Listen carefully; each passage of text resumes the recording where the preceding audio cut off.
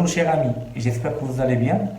Alors plusieurs fans de notre chaîne La Force 6 m'ont demandé de mettre un plan de formation des tutoriels qui suivent. Puisque j'ai avec moi un automate premium de Schneider Electric programmable avec le logiciel Unity Pro. Et puisque beaucoup de gens m'ont demandé de faire des vidéos pratiques avec des explications de qualité, donc on va commencer par la mise en place du plan de la formation, ainsi qu'une introduction matérielle et logicielle Unity Pro. Avant de commencer, je vais vous dire qu'il y a une bonne nouvelle que je vais annoncer à la fin de la vidéo. Donc, si vous êtes intéressé, merci de la regarder jusqu'à sa fin. Donc, le plan de la formation Unity Pro se déroulera comme suit. Premièrement, on va commencer au niveau de cette vidéo par une introduction matérielle et logicielle Unity Pro. La deuxième partie est la mise au point du logiciel. La troisième partie, je vais vous montrer comment se connecter avec un automate premium de Schneider Electric avec le logiciel Unity Pro. Quatrièmement, je vais vous montrer la procédure de transfert de droit de licence du logiciel. Cinquièmement, on va voir la configuration matérielle sur le logiciel. Cinquièmement, on va voir la configuration matérielle. Sur la sixième partie, je vais vous montrer la localisation et l'adressage des variables. Septièmement, on va voir les fonctions prédéfinies du logiciel ainsi que comment créer un bloc fonctionnel, une fonction personnalisée. Sur la huitième partie, on va voir les différents langages de programmation et des essais pratiques. Sur la neuvième partie, on va entamer la programmation d'un exemple d'application. Et sur la dixième partie et la dernière partie, je vais vous montrer les procédures de dépannage pour les gens de la maintenance. Donc, commençons notre première partie de la formation en présentant tous les types de licences du logiciel Unity Pro en fonction des automates à programme. Donc, si vous voyez sur le slide, la licence S, Small, donc on peut programmer avec juste l'automate Modicon M340. La licence Medium M, on peut programmer le Modicon M340, le Premium avec 3 références 5700, 5710, 5720, le Atrium avec une seule référence 57-20. Donc la version large du logiciel, on peut programmer les 4 automates, mais des références limitées. Mais la version X large, donc on peut programmer tout type d'automate de Schneider Electric. En plus, le nouveau automate de Schneider, c'est le M580. On peut programmer avec ce type de licence. Donc les fonctions principales de Unity Pro, donc c'est le langage, la première partie c'est le langage de programmation. Et la deuxième, c'est la programmation multitâche. Donc, on peut programmer plusieurs sections, plusieurs tâches en même temps. Les vues structurelles et fonctionnelles, il nous donne une présentation bien structurée du projet. Les écrans d'exploitation, ils nous aident à exploiter le projet, à faire des présentations graphiques afin de faciliter la simulation du projet et voir le fonctionnement du projet. Structuration des variables, et il a une bonne structuration des variables, une bibliothèque de fonctions prédéfinies qui a une très large bibliothèque de fonctions prédéfinies, principaux de l'automatisme. Le simulateur, comme tout logiciel de programmation, il a un puissant simulateur pour simuler notre projet. Les éditeurs de DFB et des éditeurs des blocs fonctions personnalisé ou prédéfini du logiciel, et l'import-export au format XML pour faciliter l'import-export des variables. Donc les outils créés lors de l'installation du logiciel, on part sur le menu démarrer, Schneider, Unity Pro, il nous crée 2 driver managers, un driver manager et un mode bus driver pour faciliter la communication avec l'automate. Donc en créant une application sur Unity Pro, donc il permet de travailler avec 3 formats de fichiers qui diffèrent par leurs extensions. L'extension principale, c'est le fichier .stv, c'est le format de fichier de travail Unity Pro. Le format XEF, donc c'est un résultat d'un export de l'application. C'est la différence entre le STE et XEF. Si on part sur le fichier et on fait enregistrer, il enregistre sous format STE. Si on fait export application, il enregistre sous format XEF. Et le troisième format, c'est le format STA. C'est un résultat de commande d'archivage. Ce format, il nous permet d'ouvrir le projet avec différentes versions du logiciel. Donc, si vous voyez, en lançant le logiciel, on trouve une fenêtre qui est très très simple. Donc, on a la barre d'outils qui nous facilite la navigation et les différentes options du logiciel. Il est réparti en 4 parties. Donc la première, c'est la partie ouverture, impression, enregistrement. La deuxième, c'est les standards, annuler, répéter, le zoom, le plein écran.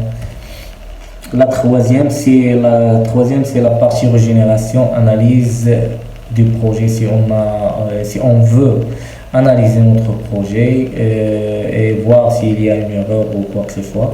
Et l'accès à la bibliothèque, bien sûr. Et la quatrième partie, c'est la partie communication avec Automate. Donc, on trouve les boutons charger, décharger le projet, connecter avec l'Automate, se déconnecter, mettre en run, mettre en stop. Et le mode de connexion, si on veut. Ici, vous trouvez 2 boutons. Ce qui est à gauche, c'est le mode standard. C'est le mode connexion avec un automate réel. Et si on coche le deuxième bouton, c'est mode simulation. Si on veut juste simuler notre projet avec le simulateur intégré du logiciel. La deuxième barre qui est en bas, donc s'appelle la fenêtre de visualisation. Donc, il permet on peut l'afficher en passant par le menu affichage et on coche la barre d'état et la fenêtre de visualisation. Elle a aussi 4 fonctions. La partie génération, on voit les résultats de génération si on a des erreurs sur le projet ou quoi que ce soit. La partie import-export, si on importe ou on exporte quelque chose sur le projet, on voit le résultat sur la partie import-export de la fenêtre de visualisation. Erreur utilisateur, donc elle affiche des erreurs de l'utilisateur. Et les recherches, si on fait une recherche ou remplacer sur le projet, on voit les résultats sur la partie recherche et remplacer. Et si vous voyez tout en bas du logiciel, on trouve la barre d'état. La barre d'état, elle nous donne l'état du logiciel avec l'automate réellement. Donc la première partie, c'est les informations utilisateurs. La deuxième, c'est rappel des droits d'accès. Si on est en mode lecture, en mode écriture, en mode lecture-écriture en même temps. La troisième partie, c'est l'état de connexion avec l'automate. Si il est affiché local, donc on est non connecté. Égal en vert, donc ça veut dire le programme qu'on a sur le logiciel. Il est égal au programme au niveau de l'automate. Différent, c'est l'inverse. Donc, l'automate contient un programme et nous, on a un programme différent. La quatrième partie, c'est l'état de l'automate, s'il est en exécution ou non. Et la cinquième, c'est l'état de la mémoire du programme source.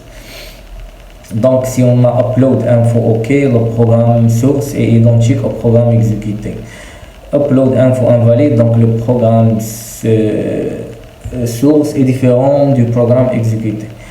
Pas d'upload info, donc pas de programme source. Donc on n'a pas de programme source, on ne peut pas charger le programme depuis l'automate. La sixième partie, c'est les paramètres de communication. Est-ce qu'on est communiqué série, unité way, TCP/IP, Modbus, etc. La septième partie, c'est l'état du programme. Est-ce qu'il est généré, non généré? Il nous donne l'état du programme. Donc voilà, comme on l'a dit précédemment, le logiciel il a 2 types de navigation, c'est la navigation structurelle et fonctionnelle. La navigation structurelle, comme vous voyez, on peut accéder avec les boutons qui est juste en bas de la barre d'outils qu'on a cité. Juste en bas de la barre d'outils, donc on a un bouton qui nous passe aux vues structurelles et le deuxième bouton il nous passe aux vues fonctionnelles. Comme vous voyez la différence entre la vue structurelle et fonctionnelle, la vue fonctionnelle il nous donne une vue qui est très proche au fonctionnement du programme, donc tout ce qui est programme, table et écran d'exploitation. Par contre, la vue structurelle, il nous donne une vue bien structurée, donc la partie configuration matérielle, la partie bloc personnalisé, la partie fonction utilisée au niveau du programme, la partie variable élémentaire, la partie programme et la partie communication, ainsi que les tables d'animation et les écrans d'exploitation. Donc, bien sûr, l'ordre d'exécution, c'est en haut vers le bas. Donc, il commence par la configuration matérielle et il passe par toutes les parties du programme. Donc, par contre, la vue fonctionnelle, elle s'exécute parallèlement. Donc, on va passer sur la partie propriété du projet. Donc, on clique sur, par exemple, moi j'ai station sur le projet. Donc, on clique droit, propriété. Donc, vous trouvez ici 4 parties sur les propriétés de la station. Premièrement, c'est général, le nom du projet. Donc, on peut mettre ce qu'on veut. Voilà, moi j'ai fait embouteillage. La deuxième partie, c'est la partie protection. On peut protéger nos projets avec des mots de passe pour les limites d'accès. La partie identification, c'est la dernière génération totale. Il nous donne des informations dernière génération partielle, ainsi que si on veut incrémenter le nombre. Le logiciel il enregistre les versions selon les modifications pour ne pas perdre nos modifications. Et la quatrième partie, on peut mettre un commentaire pour bien décrire notre projet. D'accord, donc on passe à la partie configuration matérielle, double-clic sur configuration. Ici, on a la configuration matérielle. On peut choisir la configuration matérielle normalement réelle sur nos applications. Et il nous donne un catalogue matériel pour faciliter le choix. Si on veut des cartes, des modules tutoriels ou analogiques ou de communication, donc on les ajoute à partir du catalogue matériel. Donc la partie données et variables. Donc on a un tableau bien structuré des variables. Maintenant on est sur l'éditeur des réseaux de communication. Donc on peut ajouter un réseau logique. Par double-clic sur réseau, il nous donne de créer un nouveau réseau. On choisit le type de réseau. Est-ce qu'on veut communiquer Ethernet, FiPoE, Modbus Plus, etc. Donc on met un nom au choix. Et la quatrième partie, c'est la partie programme. Donc il permet de réaliser la structuration du programme en se basant sur les notions de tâches. Il a des tâches auxiliaires, rapides, maîtres et événementielles. Donc on va voir ça dans les vidéos futures. La cinquième partie, c'est la partie table d'animation. La table d'animation nous permet d'animer tous nos variables de nos projets, tous nos blocs fonctionnels pour faciliter l'accès, pour voir l'état des variables, est-ce qu'ils sont actifs ou non actifs pour les variables numériques, et pour les variables analogiques, on peut voir les valeurs en temps réel sur la table d'animation. Et elle a deux zones. La première zone, c'est la zone de choix du mode. Si on peut modifier les variables sur la table d'animation, et on peut les forcer pour les variables tutoriels. Et une zone de commande pour réaliser le forçage et la modification. Les écrans d'exploitation, c'est comme je vous ai dit, donc ils nous facilitent la tâche d'analyse du projet. On peut créer des vues de supervision même sur Le logiciel Unity Pro des vues de supervision pour animer et voir l'état des variables en temps réel. En double-cliquant sur la documentation, le logiciel Unity Pro il nous fait au fur et à mesure de au cours du développement du projet, il nous fait une documentation sur tout le projet, donc les variables utilisées, les sections, les langages et tout. On peut même exporter ce document pour lui donner, pour lui livrer au client s'il le demande. Donc en résumé sur l'ergonomie du logiciel Unity Pro, donc il a 9 parties très principales et exécutées séquentiellement. Donc la première partie c'est la structuration de l'application, après c'est la configuration matérielle, troisièmement c'est la configuration logicielle, quatrièmement structuration des données et cinquièmement l'allocation physique des variables, analyse, programme, table d'animation et écran d'exploitation. Donc en respectant toutes ces étapes, l'application est prête à être générée. Après le code exécutable et on peut transférer le programme vers l'automate.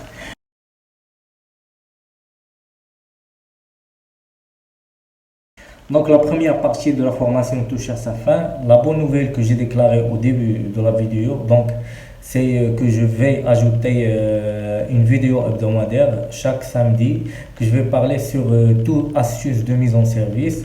Restez branchés. Donc si vous n'êtes pas encore abonné sur notre chaîne, n'hésitez pas de la faire et de nous suivre.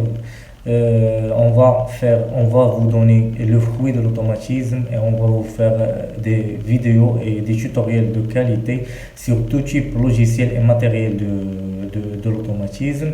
Ainsi que si vous avez des questions, n'hésitez pas à nous poser sur les commentaires et me laisser un j'aime si vous voulez et partager la vidéo avec vos amis. Merci, à bientôt.